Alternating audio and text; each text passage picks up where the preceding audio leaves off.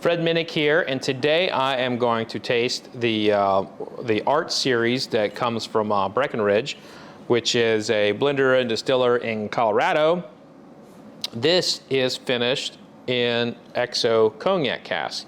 Now, let me be very blunt. When it comes to barrel finishes, I'm not the biggest fan of the labeling. However, I do know that the federal government is working on having some better definitions and language that comes with barrel finishes. So I hope in a few years I'm no longer giving this caveat every single time I taste one of these.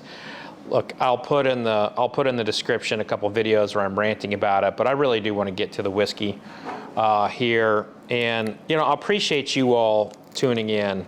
I really do. And one of the other things that I want to complain about, I guess, is the wax. I am not the biggest fan of wax, but the way Breckenridge has done the wax on this bottle is the best possible way. There was a big string there for me to tug on, but usually, you know, you have to work really hard to get these wax tops off.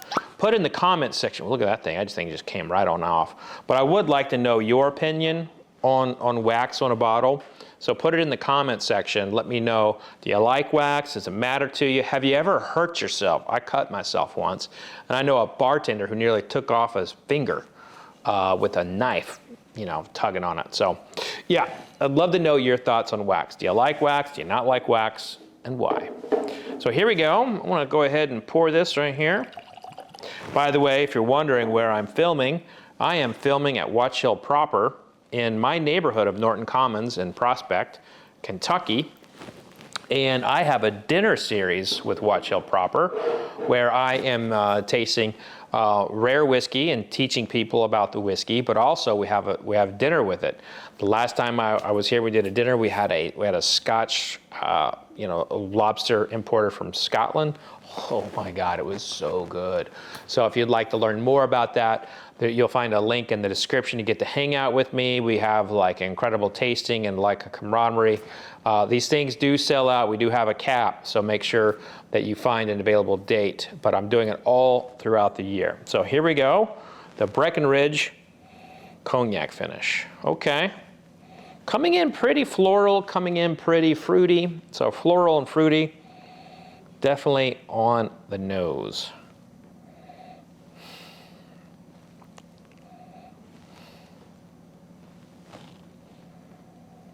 Okay. Yeah, floral, fruity, and I'd say alcohol-y. Yeah, so I think that there's there's a bit of a varnishy smell even. Go on the palate.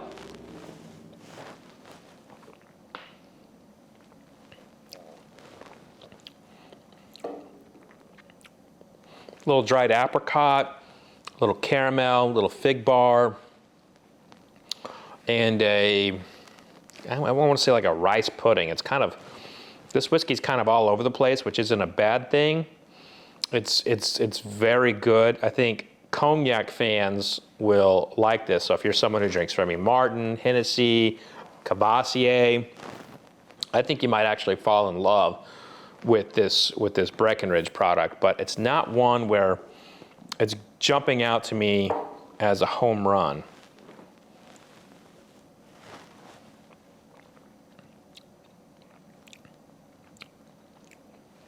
I take that back. This is pretty good. You know, sometimes you taste something and it's all over the place. Maybe it shocks the palate a little bit, but you taste it again, you realize, like, you know what? It's better on the second taste. That's why we taste more than once. I like to taste 3 times before giving like a kind of a firm feel. But it's warm. It's warm on the back of the palate. There's a little bit of spice coming in now. But those dried apricot and fig notes are really prominent for me.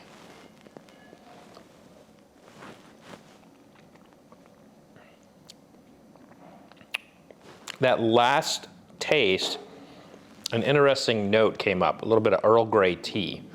So, floral, fruity, some dried fruits, and a little tea there toward the end. But yeah, I mean, I recommend this, but I really do think you gotta be in the mood for this particular whiskey. It's not one, if you're a standard traditionalist, I don't think you like it.